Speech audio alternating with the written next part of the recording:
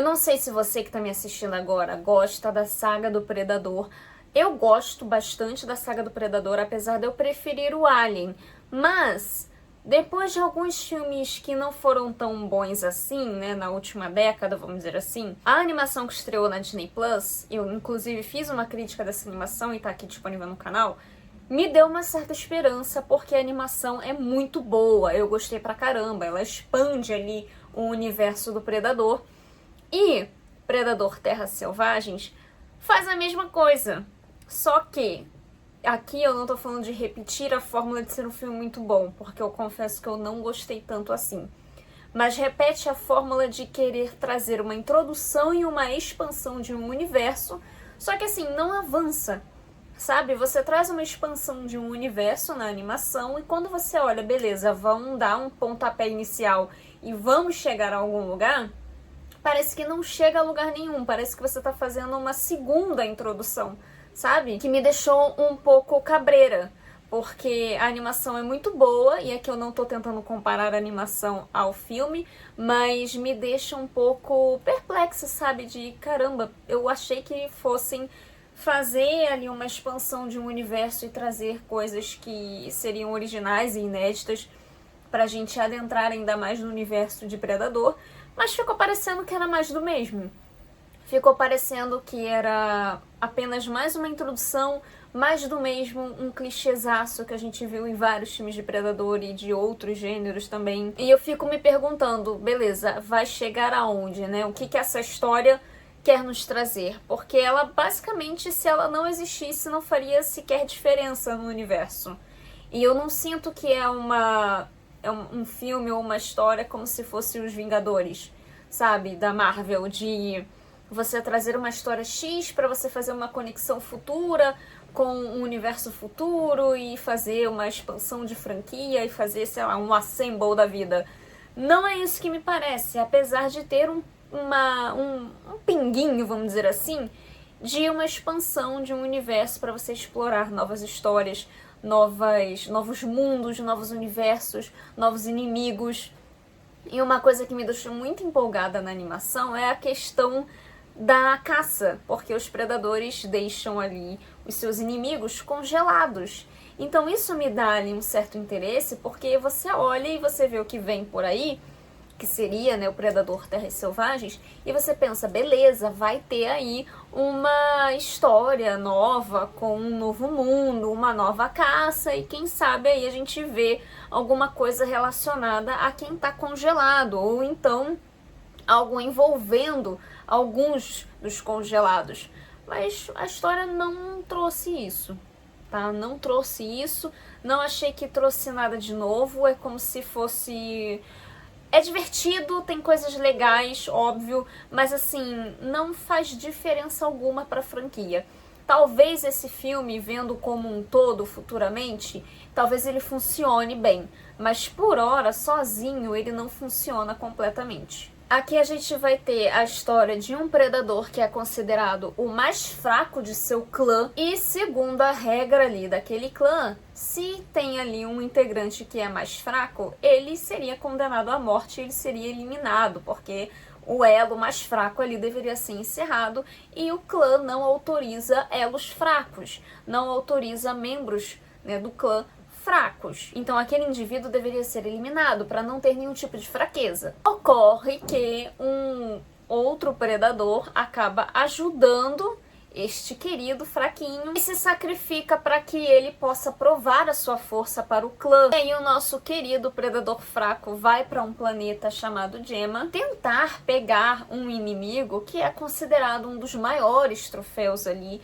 de caça e que é também considerado como um dos mais difíceis e que em tese o pai, que é o rei, o líder ali do clã, até ele teme. Então, para provar que ele é forte, esse predador fraco vai para esse planeta tentar caçar essa presa para mostrar o quão top das galáxias ele é. Obviamente, algumas coisas não vão dar tão certo assim e ele acaba encontrando um sintético interpretado pela Elle Fanning e também ele acaba encontrando um outro petzinho lá que tem um pouco de tom ali de mascote, querendo ser a vibe fofa do filme, engraçada. Uma coisa também é que tudo no filme é muito cheio e carregado de humor.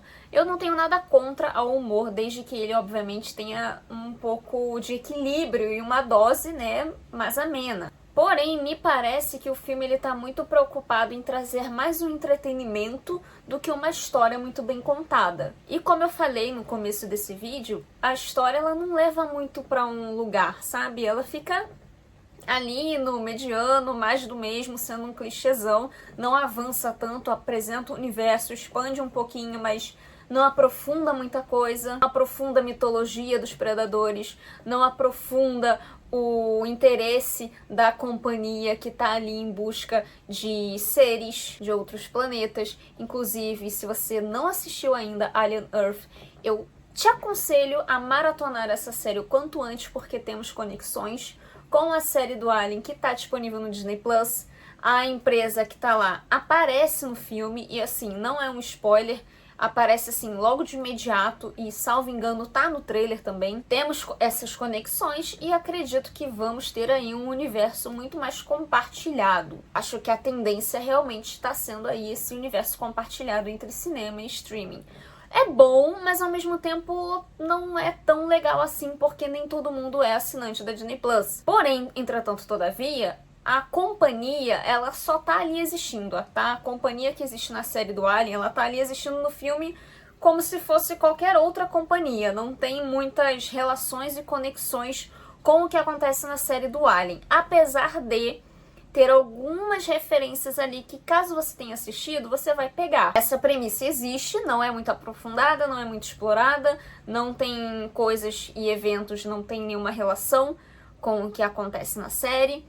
Então, se você não assistiu a série, não vai fazer diferença na sua vida, muito menos para entender esse filme. Mas, caso você tenha assistido, ou caso você tenha interesse em assistir, vale a pena porque você vai conectando algumas coisas. E é interessante também. Como eu falei, a tendência acaba sendo esse universo expandido e compartilhado, o que é bom e ao mesmo tempo é ruim, porque nem todo mundo tem assinatura, né? Mas enfim. Como eu falei, a história é um clichê, é muito básica, é praticamente um rejeitado tentando provar o seu valor e acaba fazendo amizades por aí, em um planeta novo, tentando se adaptar à nova realidade, tentando se adaptar ao luto da perda de um outro personagem que era muito importante pra ele, que acaba se sacrificando por ele. Em toda a trama de rejeição, de adaptação em um outro planeta, de tentar mudar a sua mentalidade, porque ele tem o personagem do Predador tem uma mentalidade muito, vamos dizer assim, foco em sangue, foco em querer ser o melhor, porque o melhor é o mais matador e tudo mais.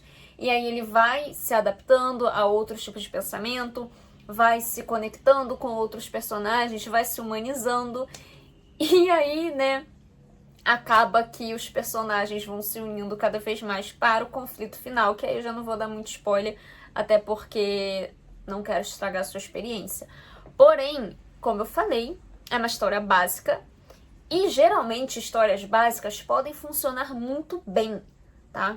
Histórias básicas conseguem funcionar muito bem. Vou dar um exemplo de um filme recente que tem uma história completamente básica e clichê, tá? Uma Batalha Após a Outra, de Paul Thomas Anderson. O filme tem uma história muitíssimo básica, não tem nada de grandioso naquela história. O filme é muito básico, uma história muito simples e mesmo assim é muito bem feito.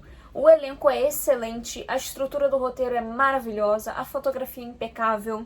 Tudo naquele filme funciona. E isso acaba fazendo com que o filme seja um filme excelente, tanto que está sendo cotado para várias categorias no Oscar. E, obviamente, foi muito elogiado pela crítica, tanto no Brasil quanto internacionalmente, e foi muito elogiado pelo público. Então, assim, dá para você pegar histórias simples e fazer uma boa história.